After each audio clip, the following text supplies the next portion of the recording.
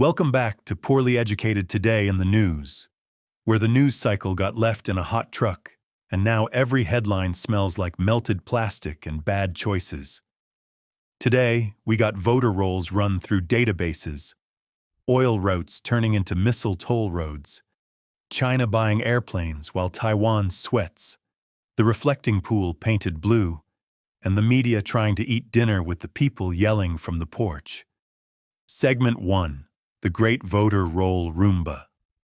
The Trump administration is pushing its voter eligibility crackdown with the DHS SAVE program, built for checking immigration status for benefits, not vacuuming voter rolls like a Roomba deputized by cable news.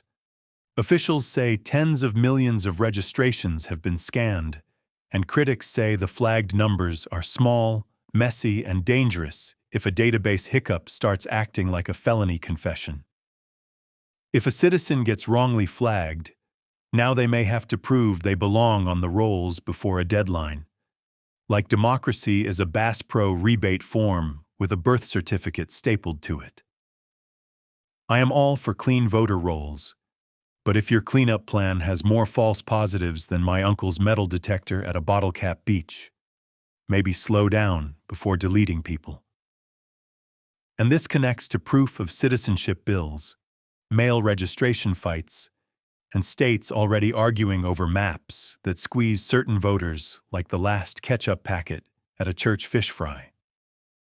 The sales pitch is election integrity, and nobody wants fraud, but the machinery underneath could make voting harder for regular folks who do not keep their passport in a glass case beside the gravy boat.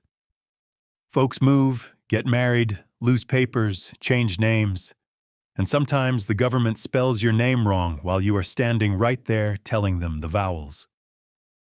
So now the same bureaucracy that cannot mail a tax letter to the right duplex wants to referee citizenship at national scale, and that is letting a raccoon organize the pantry. Segment 2. Hormuz has become a gas pump with battleships. While America argues over voter lists, the Middle East is sitting on the world's fuel line with a lit cigarette and a clipboard. The U.S.-Iran war has turned the Strait of Hormuz into the most terrifying toll booth on Earth, with Iran restricting who gets through, the U.S. blockading Iranian ports, and everybody else watching oil prices bounce around like a squirrel in a grain silo. Reports say the UAE had a drone strike at the Baraka nuclear plant's external generator, the kind of sentence that makes your stomach drop faster than seeing market adjustment fee on a used pickup. There were no reported radiological hazards, thank goodness. But when drones are landing around nuclear plants, that is not regional tension anymore.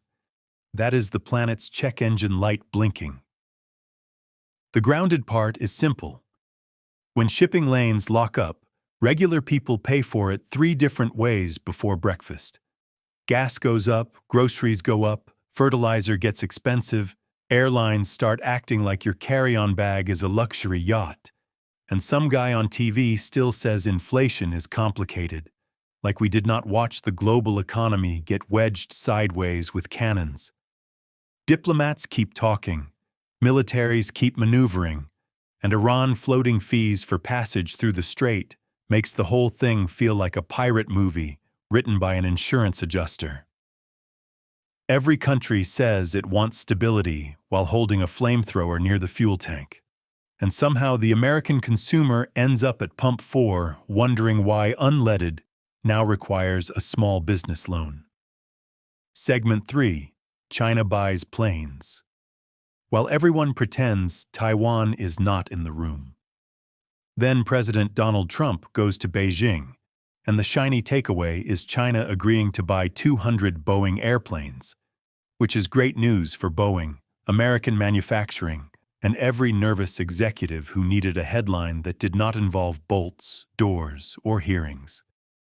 On paper, that is a big win, because selling airplanes beats selling excuses. And if China is ordering that many jets, somebody in Seattle probably exhaled for the first time since Tuesday. But the summit had awkward family reunion energy, where everybody smiles for the picture, while two cousins are still arguing in the driveway over who owns the lawnmower. The US wanted help pressuring Iran, China wanted leverage, and Taiwan was sitting in the corner like the topic everyone agreed not to mention until dessert.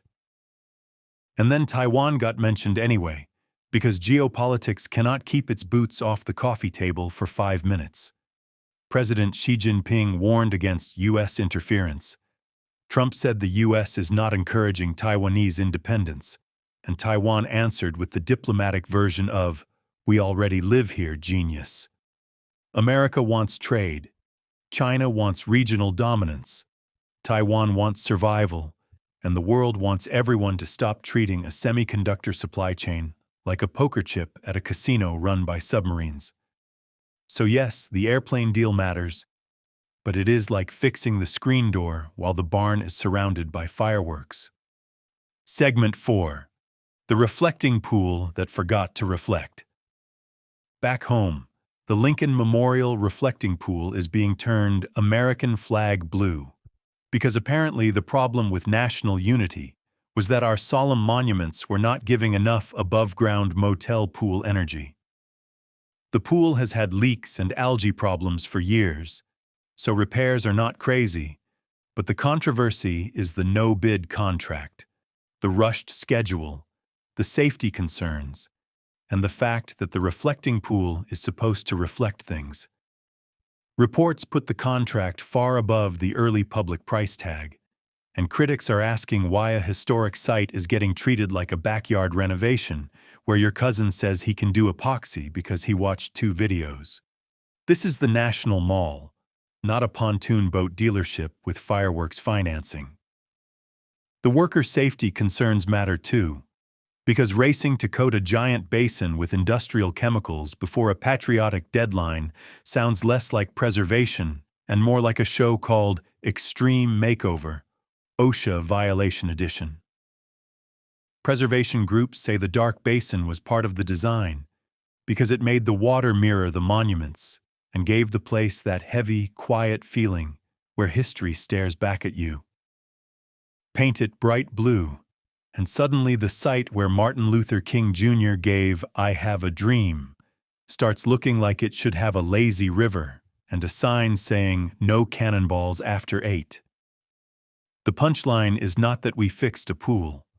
The punchline is that even our national reflection is now rushed, recolored, outsourced, and somehow more expensive than advertised. Segment 5. Courts, tech giants, and the dinner nobody can digest. Meanwhile, the legal and media side of the country is doing its own 3-ring circus, except the clowns have injunctions and the popcorn costs $17. The Fifth Circuit keeps pushing conservative rulings so hard that even the Supreme Court occasionally has to tap the brakes, like a driver's ed teacher grabbing the wheel before the car merges into a fireworks stand. The latest fights over medication access, federal authority, immigration, guns, and agency power are not abstract law school stuff. They decide whether people can get medicine by mail and whether rights depend on which courthouse parking lot your lawsuit lands in. Courts have become policy factories, and everybody is shopping for the judge-shaped vending machine that gives them the ruling they already wanted. At the same time, the White House Correspondents' Dinner is happening under a giant cloud of media distrust, with journalists debating whether to mingle politely with an administration that treats the press like a raccoon in the attic. Add in tech companies recruiting childhood brands to teach kids healthy screen habits, and that is like the fox hosting a webinar on chicken wellness while wiping feathers off its mouth. Meta and Google telling children to be responsible online is rich enough to clog a tractor engine, because the apps are designed to keep adults doom-scrolling until their legs fall asleep. So the day's news ends with democracy in a database, oil behind a blockade, monuments getting pool paint, courts acting like legislatures, and big tech whispering, "Just one more video." In conclusion, Today's chaos looks like a country trying to run a government, a war room, a construction site, a courtroom, and a children's tablet from the same cracked folding table. The scary part is not that everything is happening at once. It is that every institution sounds confident while leaking from three corners. Leaders promise order with tools that create panic, markets pretend explosions are just data, and regular people do math at the gas pump, the grocery aisle, and the ballot box. If this is stability, then my lawnmower is a space program, because it also makes loud noises, burns fuel, and only moves forward when somebody kicks it.